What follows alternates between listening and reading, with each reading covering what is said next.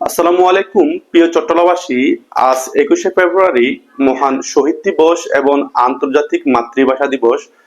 তো এই আন্তর্জাতিক মাতৃভাষা নিজের মায়ের ভাষাকে পাওয়ার জন্য যে সকল শহীদরা তাদের জীবন উৎসর্গ করেছে তাদেরকে জানাই শ্রদ্ধা এবং তাদের বিদেহী আত্মার মাগফিরাত কামনা করছি।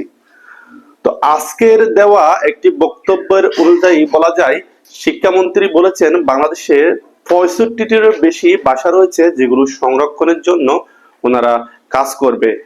তো আমরা বিশেষ করে আমরা যারা চাটগাঁয়ে আছি, সিলেটি আছি বা অন্যান্য যাদের মাতৃভাষা বাংলা নয়, তারা তো যখন তাদের মাতৃভাষা সোশ্যাল মিডিয়া বলে তখন দেখা যায় এক শ্রেণীর মানুষ কমেন্ট করে যে এটা কোন দেশি ভাষা, চাইনিজ বা জাপানি কিনা।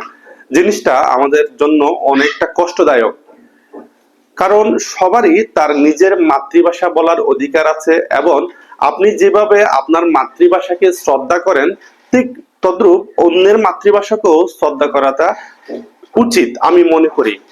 তাই আমি অনুরোধ রাখবো আমার যাদের মাতৃভাষা বাংলা নয়, বাংলা রাষ্ট্রীয় ভাষা, তারা যখন তাদের মাতৃভাষাটা বলে তখন আপনারা অবশ্যই তাতে উৎসাহিত করবেন এবং সম্মান দেওয়ার চেষ্টা করবেন।